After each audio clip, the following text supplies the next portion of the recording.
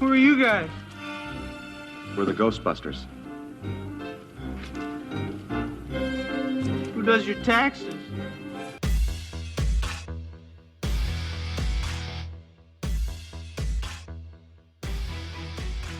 Welcome back, everyone, to another episode of Talking Smack, where we talk superheroes, movies, animation, comics, and much, much more. I'm your host, Josh Scar, and joining me, as more often than not, is Alex. Alex, how you doing?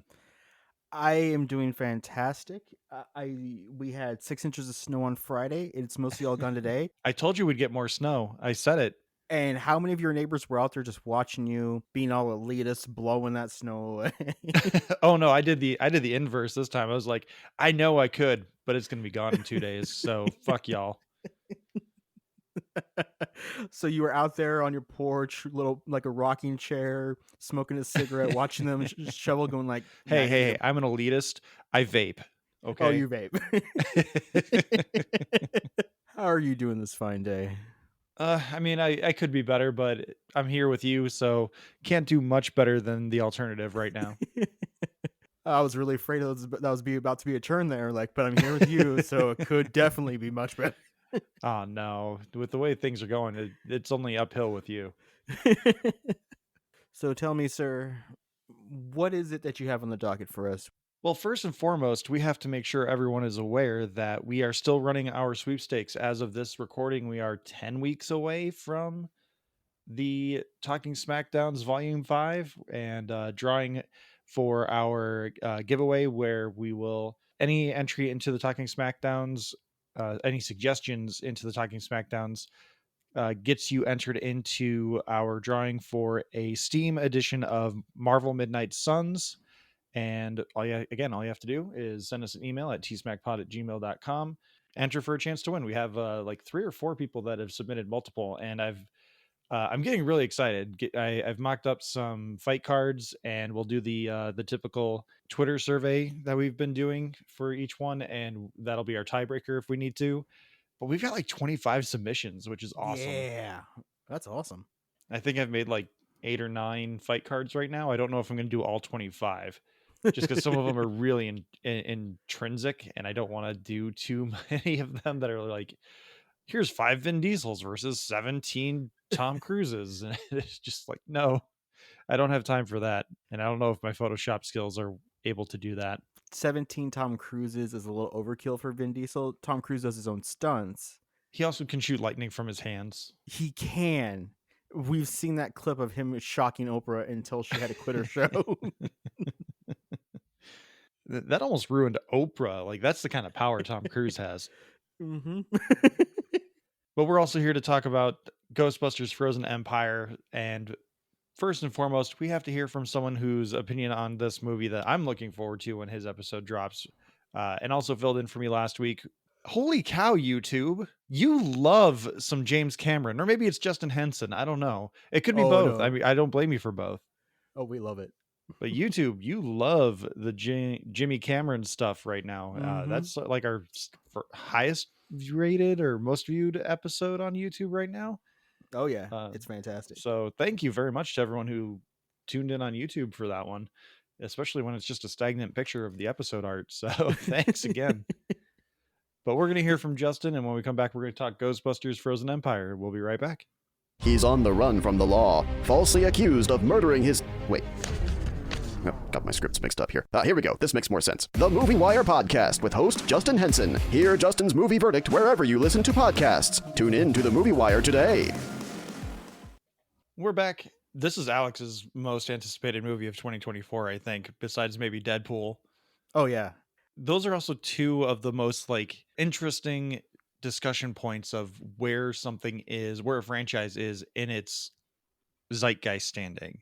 Mm-hmm. Because I think when we finished recording our Avatar episode, you and I were talking a little bit off air, and you had said that this movie is going to kind of be the litmus test to whether or not Ghostbusters is actually a multi-movie franchise, or if it's just a one and done or 1.5 done instant classic.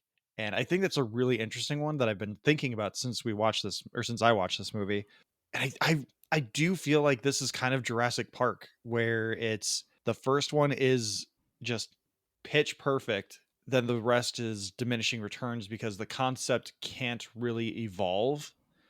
And so you're kind of stuck constantly doing the same final act, just doing little twists here and there with it. And I do think this one is probably the second best Ghostbusters movie. I'll say that much. Maybe third. You could maybe argue me down to third. Mhm. But I think this one did some interesting things that if it wasn't tied to a lot of the Ghostbusters nostalgia, that it would have been a pretty good movie on its own. So I will admit at this moment that my viewing experience for this movie did twist my perception a little bit. So I am being a little more favorable to it than if I had seen it in a different environment.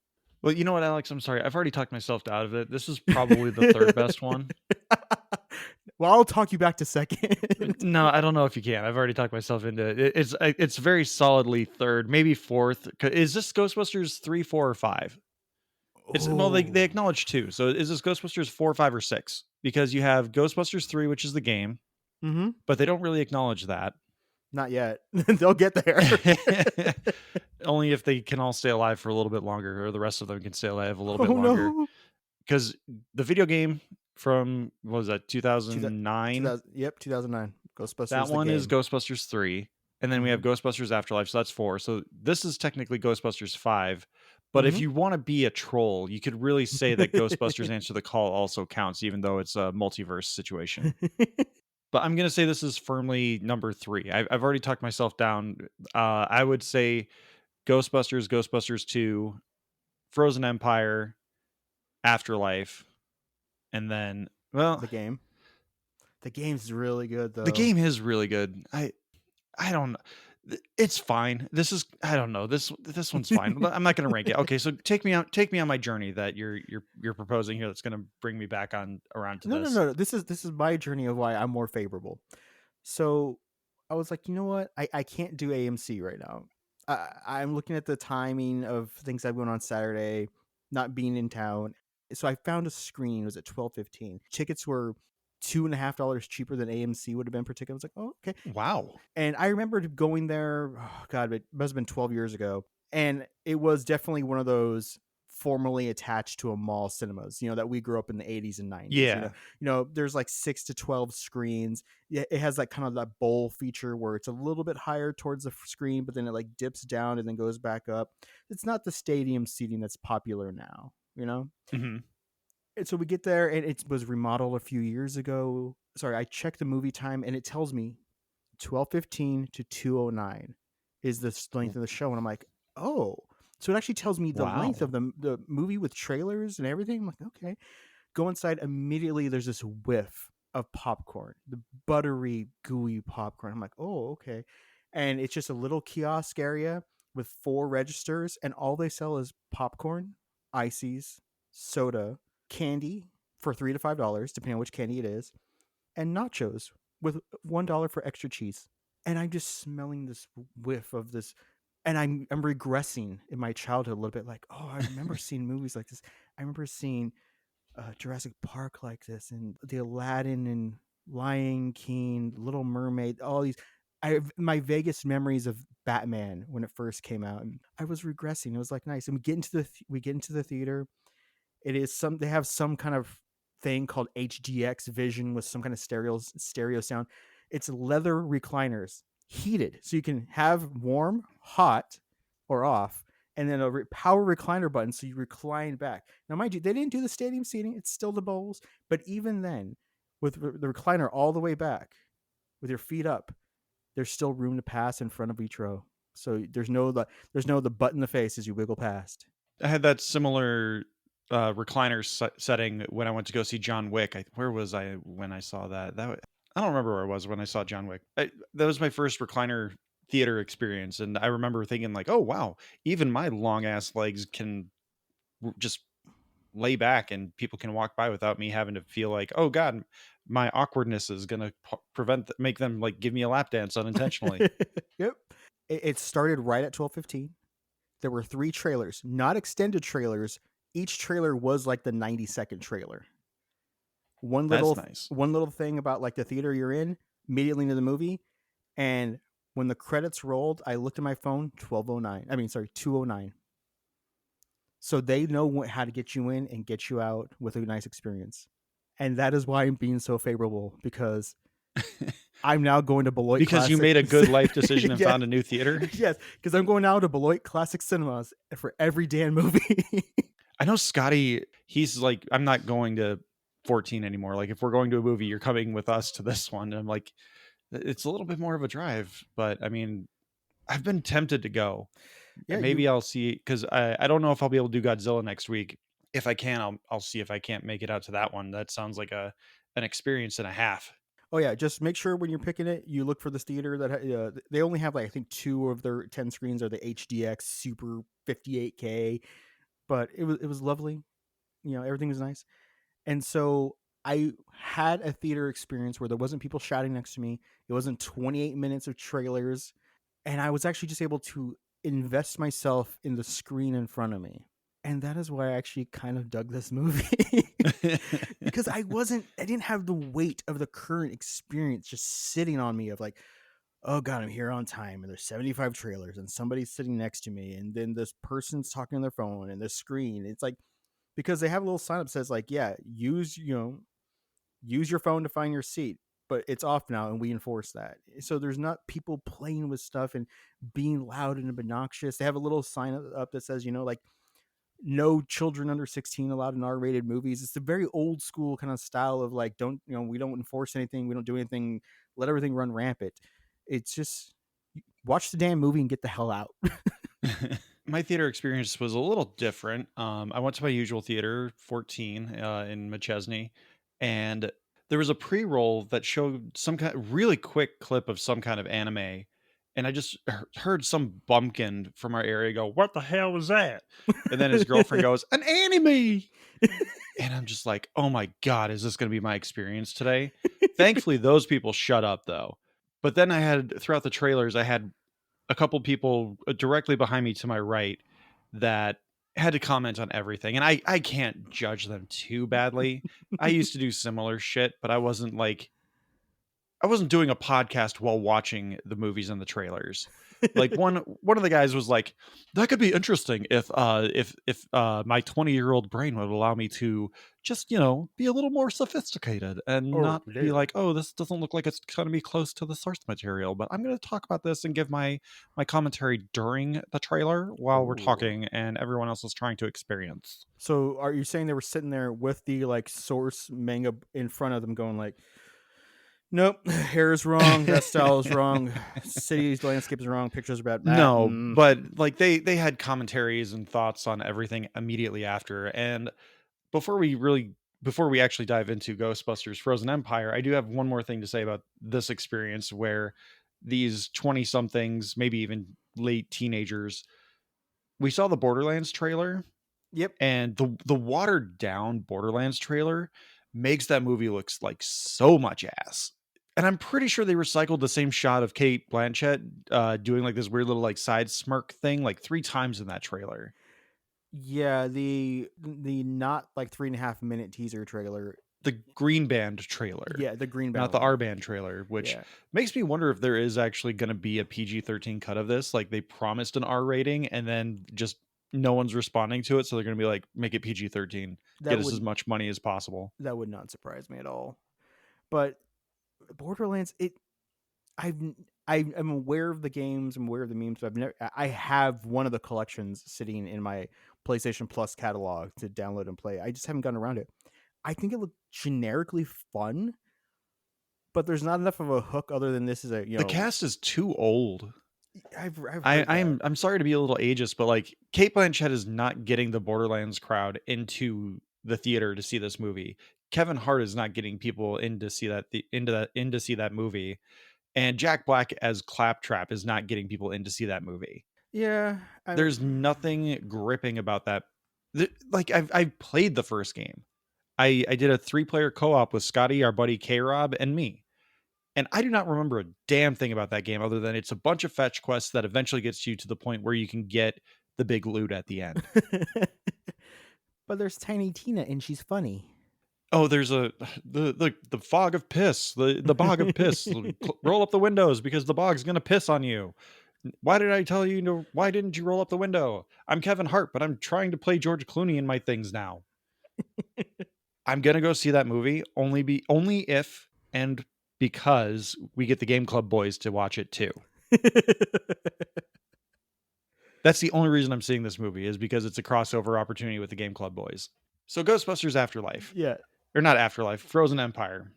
We're going full spoilers here real quick. I'm jumping straight to the end here because No. You have to immerse yourself. I was having okay time with this movie, but the end left such a bad taste in my mouth. Okay, are you talking the end shot, the end resolution? Or No, the end I'm fight? talking about like the resolution to the main conflict of the movie. Okay, go for it. Which is, I will give the movie credit, Kumail Nanjiani. I thought he was going to be the villain. He's the next highest grossing actor behind Paul Rudd at the Ghostbusters. So he must have been the bad guy. Like Right. That's the way Hollywood rolls. No, he's not the bad guy. I'm like, okay, so maybe he's just a glorified cameo. He's going to have a couple funny lines and then he's gone. Fine. People want to be in a Ghostbusters movie and he's going to be just a very obvious cameo. Fine. Patton Oswalt just did the same thing. He showed up for a couple scenes and disappeared. Okay, cool. Whatever. No, he's the fucking Deus Ex Machina. He's the linchpin to finishing the fight against this new demon monster. And it's like, way to undercut the journey of your main character with Phoebe, played by McKenna Grace. Excuse me, the main character is the fire station. Might as well be. That is my biggest problem with this movie, is that the script, maybe the movie, I don't know where you would go with it. I didn't read the script, but obviously that was part of the script where they're like, oh, by the way, this guy who has been in 5 scenes and has not had his only impact has been that he sold the Guardians of the Galaxy orb to Dan Aykroyd. That's the thing he has contributed to this movie, is that he kicked off the main plot. Right. And now he also gets to have a hero moment that he didn't earn, only because he's also a really big name actor. Yeah, so I will agree. The resolution to Garaka, the evil bad guy, it's not that necessarily I feel it's unearned, is that it isn't properly contextualized. Because the resolution is not Phoebe's intellect getting them out of there, or Trevor's fiddling with stuff, and helping with the tech. It is that he masters his fire bending, which, yeah, he's a firebender. Yeah. I mean, literally the first thing they do to try to teach him is he has to bend a flame to a candle. But the character of Melody, who is a ghost that has some kind of romance, however you want to term it, with that's totally a queer story that they just could not commit to. They didn't want the 40-year-old bros to be like, why is that teenage girl falling in love with that teenage ghost girl? I think you can read it multiple ways. I kind of read it as like some kind of budding flirtation, but there's also the aspect that she's like, that Melody is somewhere between the age of 15 to 900, because they don't really commit to her age. She's eternally 16, they said. Yeah, well, so is Edward, and that's still creepy as hell. I mean, she's only been dead for maybe 20 years. She said she's startlingly old, though, at one point. Her resolution, which is that she's a ghost and she's being manipulated by Garaka to mess with Phoebe to allow the Guardians of the Galaxy orb to be opened so that he can be summoned and unleash all the ghosts in the containment unit. She has, and I'm glad they established this because they have talked about it before, but there are ghosts have the little tokens that they're bound to, the spiritual tokens, and hers is a matchbook she was playing with when she died that burned herself and her family to death. And she's been holding that. It's a physical object that she as a ghost can touch and manipulate. It is unearned that a character she's never met before, that they don't show her spying on, that she doesn't know the context of his powers. If they had an establishing shot or two of her spying on him, looking at him, knowing what his abilities and power are, and then so she decides to She was already healed. Now she's doing a face turn back to light the match and offer it to him, or have Phoebe look at her and go, light the match or something, so they can establish a connection with Yeah. her and the firebender. That would have worked. That would have applied to Phoebe's intellect. That would have tied the solution. Other than that, it's just random. They show her striking a match, and all of a sudden he has a fireball. And it's like, but they didn't connect. There's no connection. There's no tie. That is definitely a problem. It undermines a lot of, as you were saying, it undermines a lot of build up for the character for Phoebe at the very least, because we get a really good moment where she modifies her proton pack to make it effective against the new demon Graka, whatever his name is. And I get that they did a really good job of establishing that the proton packs as they currently operate do not affect him. We see Lucky, who is a returning character from Afterlife, and the Graka just freezes the proton beam. So we're like, okay, this does not work. How do we get around it? Phoebe has a really good moment with Ray where she's like, hey, we can do brass and copper, and we can modify how the proton pack is emanating, and it'll alter how it affects Graka. Great. And when she comes up and she's all determined and she starts blasting him and it's actually affecting him, I thought that moment was done really well. But it's just completely undercut, which I think you put really succinctly, really well, that there's no context given to the resolution with the firebender, because the only way Graka can be contained again, since he is an ice demon, is by a firebender, fire master, to put him back into his cell. The movie just doesn't give us that moment of Phoebe recognizing that Melody has the matchbook, or Melody's maybe just playing with it, and we just don't get that moment, like you were saying. No. And that's all it needed was a beat. Yeah. Where you see Phoebe click, like, matchbook, he needs fire, strike the match, fire, we're going. Yeah. Now, the last 15 minutes is the part that has the most problems, because they spend so much time building up everything around it that they didn't establish a proper resolution. I particularly like the movie. Like, I thought the beginning part, the flashback to 1904 with them, with firefighters bursting out of the station, they're going to explore this adventurers club. Everybody in there is frozen. The creepy, gramophone still trying to play that tube with the hand broken off because the person was like spinning it. And then they all instantly froze and just kept kind of going the momentum. That was all gorgeously done, and a great flashback to something, especially when they set up Nadim's grandmother as this protector holding the orb, and that ceremonial suit she had was just gorgeous and and then immediately when they get into like the day-to-day of being they're now Ghostbusters, the family unit of Trevor and Phoebe and Gooberson and the mom, and they're chasing stuff, and we're in the firehouse. We actually see each level of the firehouse, what it actually is. The basement has a containment unit, and apparently that's where they do their laundry. The first floor is the offices and the car. The second floor is, of course, the research area, but also the kitchen. Third floor is the bedrooms. Top floor, attic. Apparently Slimer lives there. There's so many good little beats to this film that I was enjoying. The problem was, in their effort to drag people from Afterlife forward, like, Lucky should not have been there. There's absolutely no reason for her to be there. There's no reason for her to be there. Same with Podcast. Like, the only reason Podcast is there is because he's Ray's technical expert in getting him on YouTube, essentially. I will forgive Podcast because Ray's his only subscriber, knows his podcast, and I can see him, like, them spending time together. That makes more sense.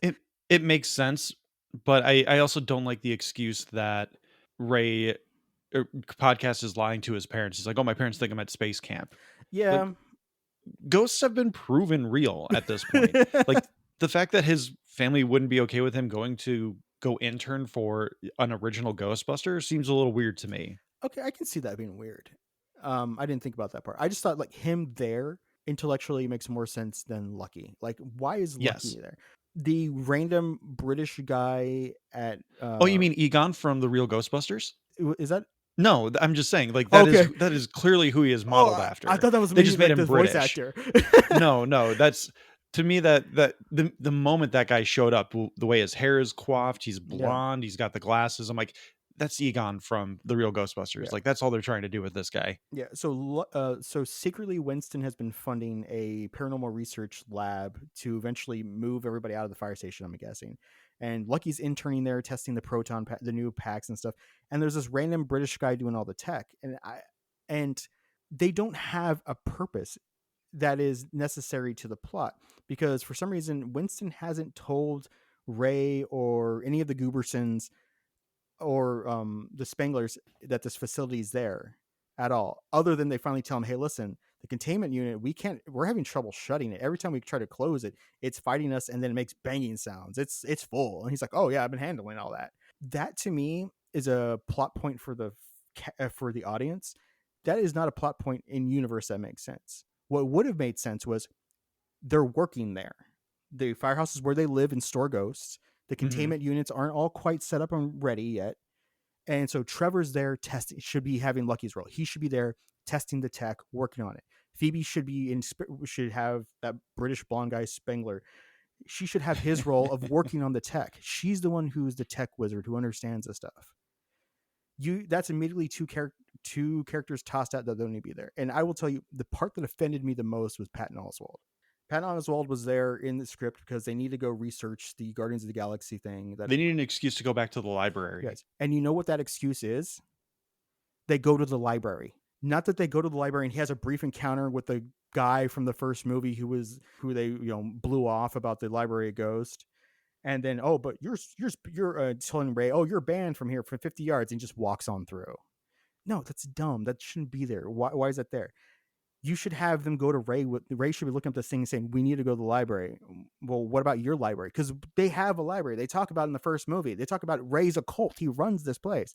He's like, yeah, but there's a secret library. And they go down there and Ray gives all the exposition. Patton Oswalt was there for a scene to give exposition over a narration, which was kind of cool, of an animation of Garaka's backstory. Yeah. That should have been Ray. That's 3 roles you could have excised immediately for no purpose whatsoever. They didn't need to exist. The library scene is where I feel like the movie starts going really downhill, because that's when it starts going, remember this from previous movies? Because I had a couple of kids sitting next to me, probably 2-3 seats down, and they clearly have been indoctrinated into the Ghostbusters. Good. They've watched however many times with their parents or whatever. They must have been 16 because they were by themselves. But there's a really good background moment where someone's using one of the slime blasters. Yes. And it's a blink and you miss it kind of moment, but you can see it if you're paying attention to the background. And like, that's good. I like that. Okay, you're acknowledging things. And then the moment we get to the library, that's when they start throwing shit in your face. Like, this is kind of what a lot of people were afraid of with Doctor Strange and the Multiverse of Madness, where is it just gonna be cameo palooza? Is it just gonna be references and whatnot? And from the library on, I don't know that there's a scene that doesn't have some kind of reference or homage in it, because the entire library sequence is done to set up a joke, besides getting Garaka's backstory, which again could have been done in Ray's a Cult. He could have had a book on it. Sure. But we have to get into the library because we have to see the lady in the library, the ghost in the library. And Ray has to go back, and then she turns into the scary monster ghost and scares him away again. I would have loved that moment more if she was chasing someone else and Ray just kind of stopped and she turned around as the librarian and just kind of gave him a little wink. Yeah. Look, that would have been so much better, instead of Ray being like, oh, it's her. Like, it's been 40 years. Ray has probably gone back and tried talking with her again. And she's probably warmed up to him by now. True. I do like the idea that they just never gone back. That they're like, we're just so busy. That is a good idea too, but I do still feel like that is a gratuitous moment of, I can see that. You remember this, you like this, so we're doing it again. There are beats of this movie that just work for me. So obviously I think our ratings are going to be a little bit different, but I would like to try a compliment. I'm going to compliment the movie, and then I want you to compliment the movie. I thought the moment in which Phoebe's been grounded because Walter Peck is back. Yes, Walter Peck's back. And basically his thing is you guys can keep doing ghost busting, but she's grounded. Phoebe's grounded because she's 15, she's underage, it's too dangerous for her, and he needs a scapegoat. And she was the one firing the proton pack, destroying part of the city while they captured the first creature. Okay, fine. That kind of works. Right. But when Ray is in his occult bookshop looking at stuff and he hears the siren sound of the Ecto-1 and it goes by and he just kind of looks whimsically out the window as it flies by. I thought that was lovely. That got me in the feels. There's a really nice touch with Ray and Winston where there's a subplot. I'm being generous calling it a subplot where Winston's like, Ray, we're in our golden years. We should be doing something we love. And Ray's like, this is what I love. This is what I want to do with my life. And that was a really nice moment. And I like that they paid it off when they're trying to steal Garaka in the main storage compartment. Yeah. In the firehouse. But if you're going to make me compliment this, I will say that get all the flaws with the gratuitous Easter eggs and cameos and whatnot, which there's not many cameos. I do like that they follow the formula of the first movie where it's kind of just like the lives of the Ghostbusters until this world ending thing happens in the final act. I like that we're getting little bits and pieces here and there, kind of like Dana in her apartment, where just little things with her apartment being haunted and eggs crackling, the Stay Puft Marshmallow Man being foreshadowed. All that stuff, I think, works really well. And I think for the most part, the movie does work really well. I've heard people compare it to an episode of The Real Ghostbusters. Like, it's just like they made a 2-hour long Real Ghostbusters episode. I would disagree with that because in my mind, you create a comparison with Ninja Turtles Out of the Shadows, which that movie's bad, but it's fun. Yep. Yeah. Where I don't know that this movie is all that much fun, but it's good. So like it's a weird mirror of Out of the Shadows where it's not good in Out of the Shadows, but it's fun. But this one is pretty good, but I don't know how fun it is. They went for more of emotion. I think they were in a little bit of a bind in what they had to do because Phoebe, between the first movie and this movie and COVID delays and all that crap, she aged pretty, I think she's 17-ish now. They really tried to hide it with her overalls and stuff. Like there's one scene where you can see like she has matured as a young woman and they're like, no, we can't do that again. Yeah, like they have like kind of weird baggy overalls and then like always a flannel shirt on kind of thing over like another shirt. They kind of did to her what they did to Sydney Sweeney and Madam Web, where it's like, well, we can't show off her bust because if she's got a big bust, she's clearly not that young. So we have to just. But I don't know. Phoebe McKenna Grace does great with this. She's amazing. Again, I do wish they would have allowed her to shine a little bit more like she did in the first one. Yeah, because that first photon joke that she made, I loved it. I love those jokes. That was a great character arc, or not character trait for her in Afterlife. Yeah, and I wish that would have stuck around. I really wish that would have been like a bonding thing for her and Melody. But they do the one joke in the start in the action sequence with the weird Mora eel something, or subway eel, ghost I think eel they called it or whatever. Yeah, and then it never comes back, and like that was a key character trait for her. Yeah, and I know she's upset right now throughout most of this movie, but at the very end of the day, that's also a coping mechanism for her. Yeah, so that should be coming back. See, I like little sentimental beats, like the references you made with Winston and Ray. That was really good. I like that she went to the park with her chess set, and you look at, and the way they framed it is she plays chess by herself, and because she was reaching for a piece across from her to move it when it moved on its own, and she got like super excited for a moment as it started moving. She was hoping Egon came back, which I love that moment. That was a really good moment. Yeah, because you can see the disappointment on her face once Melody reveals herself, and she's like, oh, I thought you were going to be someone else. Yeah, and she kind of looks over her shoulder, like she like is there another ghost nearby? Or But I'm also very grateful that they held back on bringing Egon back again. Yes, like the one time in Afterlife is enough. We don't need to keep bringing back dead actors digitally. And then I like the moment later where she's talking about like Melody's talking about how she wants to just pass over, but she hasn't figured out how or why yet. And Phoebe tells her like, I've seen ghosts passed over, and it's beautiful. Like that works for me. Those little moments. But they did relegate her, unfortunately, to this. The movie chose to actually kind of ground her as well, like when introduce all these other characters. I think it would have been more impactful when she had been grounded by the city, that she's stuck at the new office working on stuff. Like, yeah, I'm building on your tech, and now you're running out playing with it and stuff like that. That would have made more sense in my mind versus she has to hang around the firehouse for some reason. That bothered me a little bit. And Trevor has no arc. Trevor's arc is Him and Lucky, they both get the short end of the stick. His arc is, I'm gonna try and catch Slimer. Oh, Slimer helped us save the day, hooray!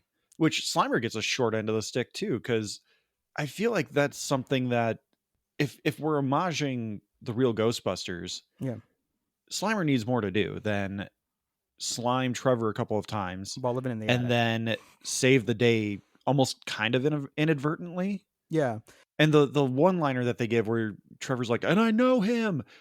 It's stupid. It means no, nothing to anyone. no. I mean that's his arc. Is he doesn't even catch Slimer, but two, his arc is he can drive the car now. Because in the beginning he's complaining about being in the back of the car and I can't do anything, and the car's overheating, they lose power, and they have him rewire the car because he's good at engineering mechanical shit. And at the end of the movie, mom's like, "You can drive the car this time." That's not an arc. That's not a No. moment. And I'm sorry, but when they go and meet Nadim to try to explain to him, like, dude, this relic you sold to Ray is weird, and what is going on with your backstory? And he and Lucky, yes, I know they established he says he's 18 now, and I know Lucky's 2-3 years older than him or something like that. I think that's right, yeah. Because he lies about his age, and she goes, "What? He's like, you're not even 16 yet," or something like that. And they're making sex quips in like Nadim's grandmother has a sex dungeon because it's made of brass and soundproof, and look at her bondage gear. It's like, it creeps me out a little bit because he wasn't even aware Lucky was in town, Mm-hmm. And I'm just like, this makes me distinctly uncomfortable that these two are making jokes about bondage and gear and tying each other up. This is weird. I mean, it's an obvious joke that I feel like Kumail Nanjiani probably had a hand in. Like, Yeah. he's in that scene. I could see him being like, this would be funny. And admittedly, it would be if it was like the Channing Tatum Ghostbusters that never happened. Yes. Yeah. Or Chris Hemsworth quipping about it, with them. Because Yeah. they're all older, established. The last movie, they were all underage, and it's only been like 2 years. Yeah, I hear you with it being a bunch of late teenager, early 20 somethings being like, "Oh man, sex dungeon, awesome." That's a little weird. Especially Like, since no kink shaming, but no, but especially since they're still living at home, and he's not even allowed to drive the car. yeah, you make a great point that the only real character arc or maybe character arcs in this movie are for Phoebe and Ray. Yeah. Everyone else is just kind of the same from beginning to end. Yeah. And I think that's part of the problem too, where the original Ghostbusters, the only real arc is that Venkman essentially is using the paranormal studies as a coasting deal. Yeah. He just gets a nice cushy job at the university pretending that he believes in ghosts. And then all of a sudden they find a ghost, and now he's like, okay, well, how do we monetize this? And that's his arc, is he basically goes from taking money from a school for a subject he doesn't believe in to getting money for exterminating ghosts that he now knows exist. But like, no one else really has like a character arc. And that's not necessarily something that is necessary in a Ghostbusters movie, I don't think. But when you're trying to create emotional beats, especially in a family drama action movie, you need more depth. And I guess Grunderson, whatever his name is, played by Paul Rudd. I guess he has a little bit of an arc where are he and the mom married? No, they're just dating. They're just dating, but I mean, at the end of the movie, Phoebe calls him dad, and so like maybe that's like their sign that they can get married. They're waiting for the kids to feel more comfortable with it or something. But yeah, his arc is, I would like to be more involved in the family matters, but am I allowed to be? And the mom says yes. So like, there's the end of the arc. Yeah, because he said like, "Who are you to her?" and he says her step teacher. Not stepdad, but step teacher. Yeah, Despite moving across the country from Oklahoma to New York with her and her family, to live in the firehouse together, and while making inappropriate sex jokes, or we had sex jokes in front of said children. yeah. See, that's slightly more acceptable because they're in their 40s. But yes, it is a little creepy. Which, I mean, me saying it's creepy when the first movie had, the infamous blowjob ghost scene is, is very much dumb, but I mean, and I will give this movie credit as well. They move away from the Ivo Shandor stuff. Thank God. I mean, technically we have 3 movies that deal with that, or 3 Ghostbusters installments. We have Ghostbusters 1, the game, and Afterlife that all deal with the Ivo Shandor stuff. Yeah. And I feel like, as I said when we were talking about like Jurassic Park, I made the comparison to Jurassic Park. You can find ways to make these stories interesting, but eventually that well is going to dry up. And with novelties like this, the well dries up faster. Yes. Because you can't keep creating that initial awe-inspiring moment of, oh my God, ghosts are real. Right.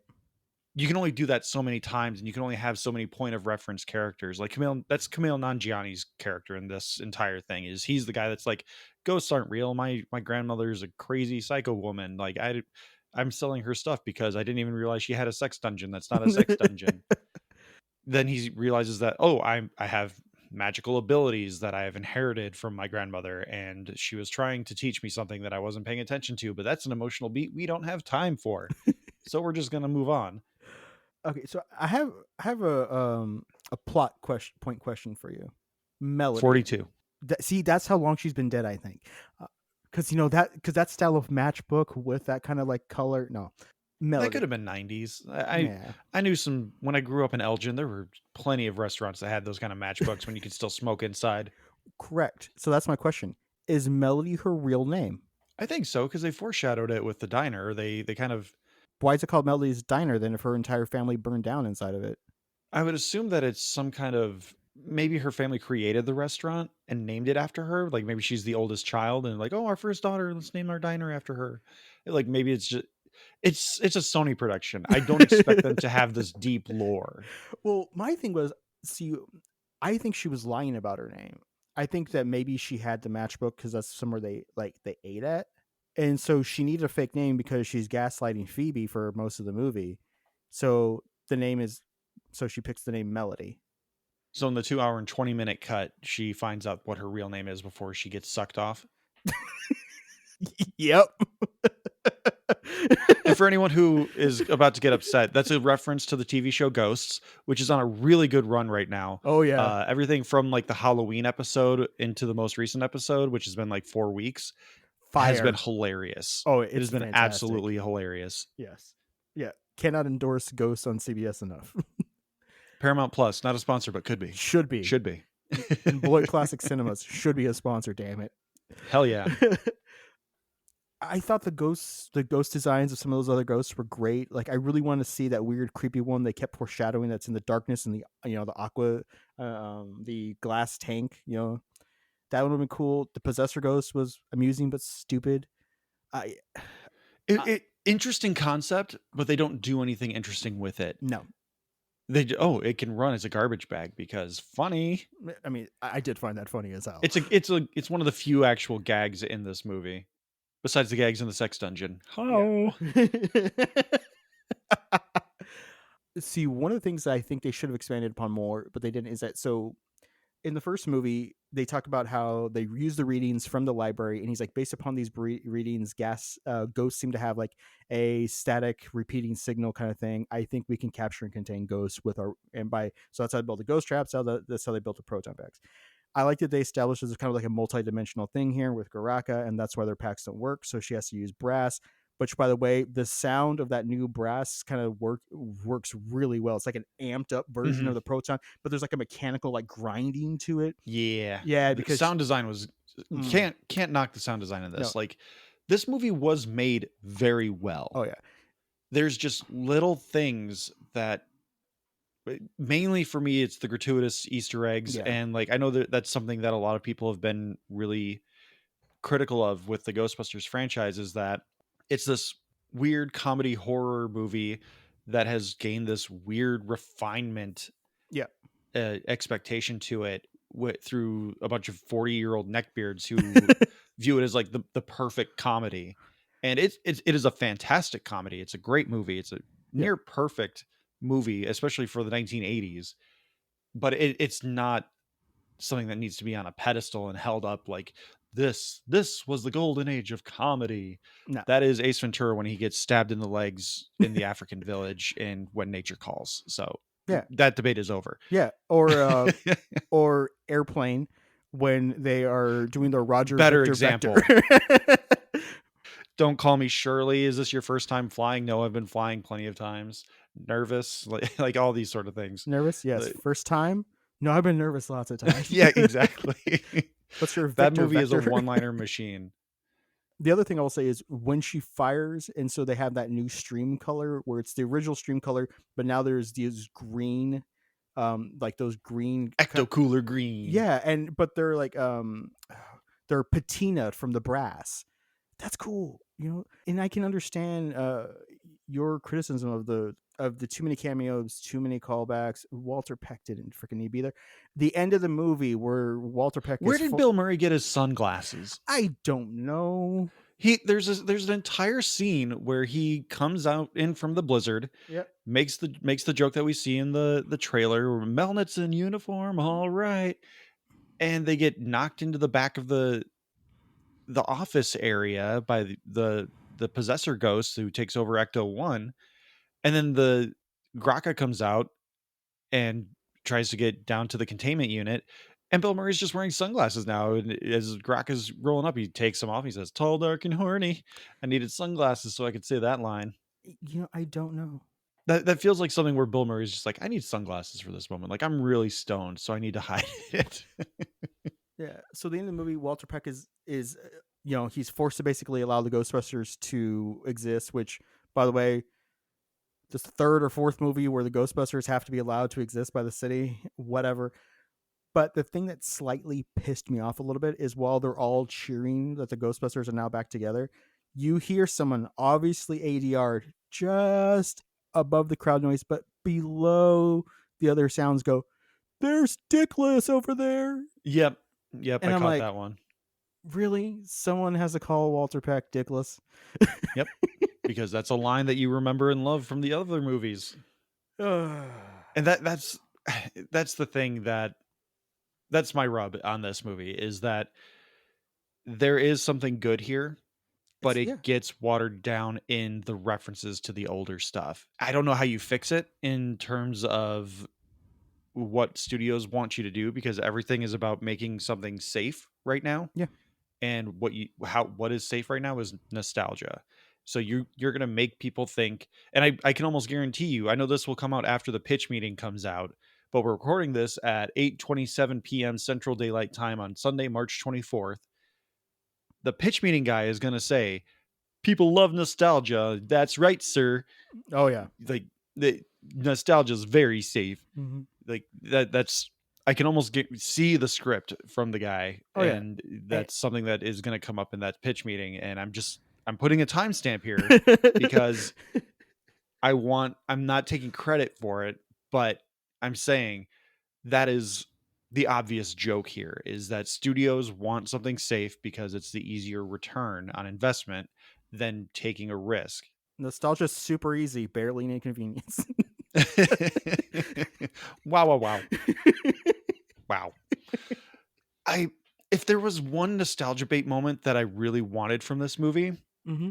I wanted Dan Aykroyd or Bill Murray to see Slimer and just say, "Hey buddy, how you doing?" Oh, that would have been great. Because he's supposed to be a reference to who's the SNL guy? Obviously not Chris John Farley. Belushi. John Belushi, thank you. He's supposed to be like an homage to John Belushi because he died while they were trying to get this movie made, and he was supposed to be one of the Ghostbusters, and he obviously couldn't be because he died. Yeah. I believe it came out that they had already made the Slimer puppet, and the production team was like, "Can we make him look like John Belushi?" And the team was like, "Sure." and then they didn't do anything, and then they had a department meeting, they saw it, and it's like, oh yeah, that looks great, looks just like him. But I would have liked that something in there, because I thought that's what they were building up with Slimer, was he was gonna see Ray, he was gonna see Peter, he was gonna see one of them and just be like, my guy. Yeah. That's like just a little thing where Venkman sees that Trevor has been slimed. He's like, oh yeah, what you gotta do is you gotta bob and weave, like something, just a Yeah. little something with the other Ghostbusters who have had experiences with him, because him just getting slimed is for the audience. Yep. And that's not satisfying in any way, especially when you put it in the trailer. Yeah. Make something of it. Don't just do it to do it. And that's where a lot of this movie falls apart for me. But I will admit that it's not enough to break the movie. Like I said, I think this is, you could argue one way or the other that this is the second, third best Ghostbusters movie. I think a lot of Afterlife is pretty good until you get to the third act, where it's just original Ghostbusters again. Yeah. Where this is something new, but it's too busy also referencing old stuff once you get to a certain point in the movie. It sets up enough plot, and then once the plot is kind of chugging along on its own, we're making references in every scene, because we have to fill those references. We have to put those references in to give you that endorphin high to make you think you like this movie, which feels insulting to, as someone who watches movies to enjoy them. Yeah.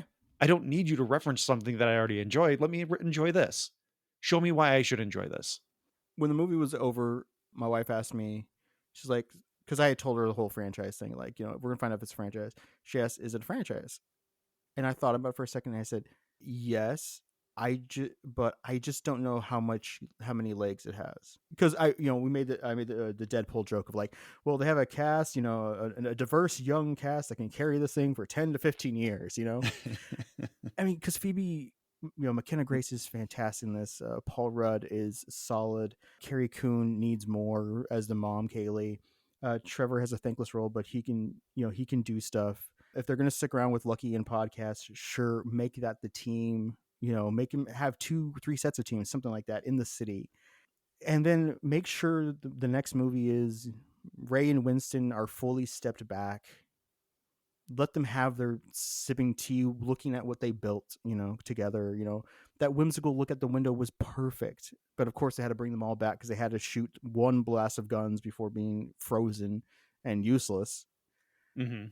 They've passed the torch. The third new movie needs to stand on its own. You have the Ecto, you have the fire station, you have the PAX, you have the new tech, you have the flying drone capture units, you have all the ghosts that have ever been released, re-released into the city. Have some emotional character arcs. Let them run without being, without dragging everyone else with them. 100% agreed. I think they can Men in Black this, or do what they were thinking about doing when they had the Channing Tatum cast and crew, where it's like 2 guys, 2 girls, and it's a new Ghostbusters squad that is under the mentorship of the original Ghostbusters, or the surviving Ghostbusters. And you can still do your references, but try to, I already said it, try to do something. Yeah. Let us enjoy the cast that we have. Just because we enjoy the previous cast does not mean that the new cast has nothing to offer. Yeah.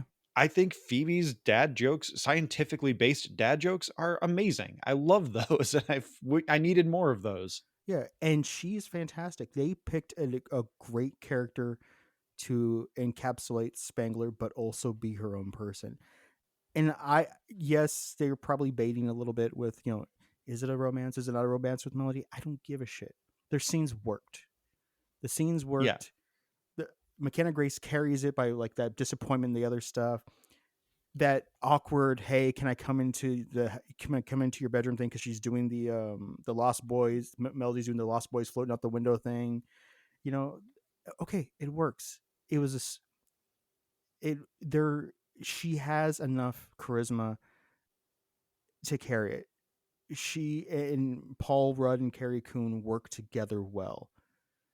You have your unit, like you said. So yeah, I'm basically just agreeing with you. If there is a stepping back from the old guard, if they do a third Ghostbusters reboot sequel. I also want them to step away from Ghostbusters being a lineage thing. The idea of Ghostbusters is anyone can be a Ghostbuster. Yep. None of these guys are qualified. They smoke, they're overweight, they're out of shape. Like, none of these guys are qualified to be carrying small nuclear accelerators on their back, but they can, and they do. Okay, so one other random nitpick. What is with movies these days thinking that people don't deserve to be paid? We found out Falcon and the Winter Soldier didn't get paid shit, so they can't get home loans. And now it turns out that the Ghostbusters aren't actually paid by Winston. He's rich as fuck. Tony Stark is rich as fuck. Why aren't you paying these people?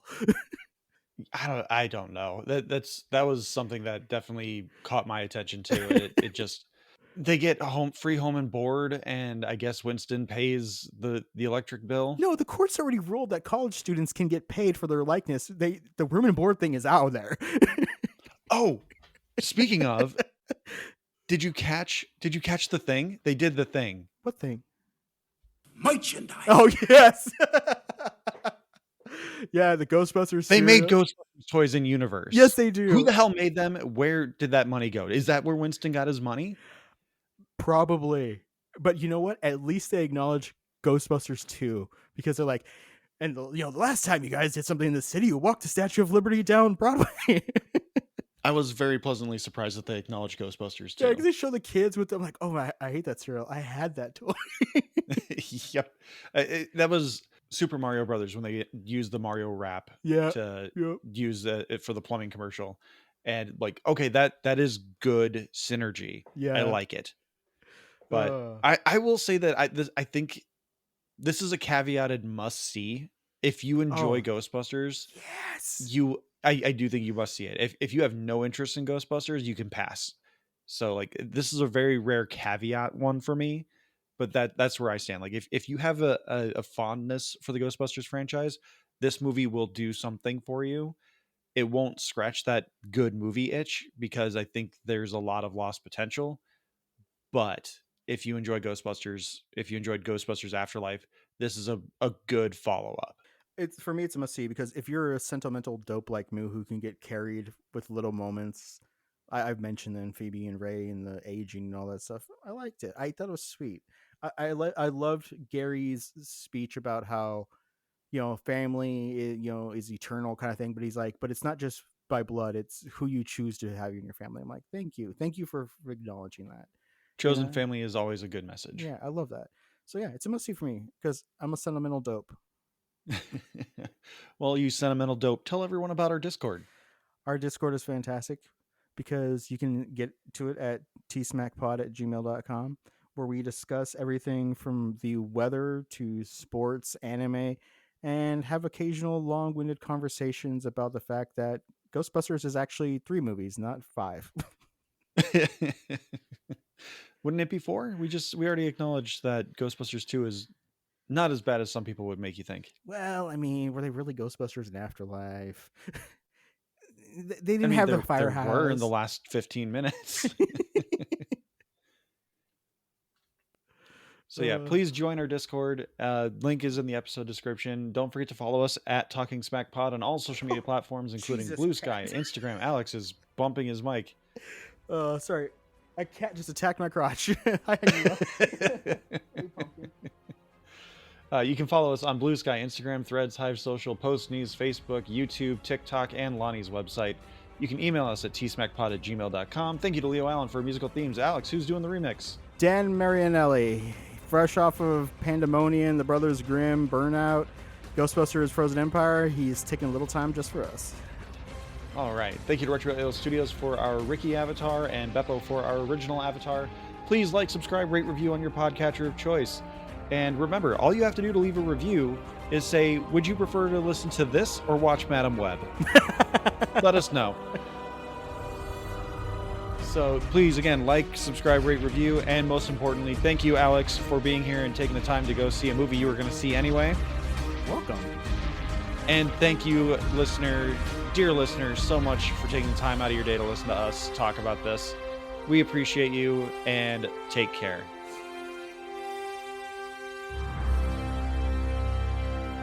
Watch Ghosts. Hell yeah.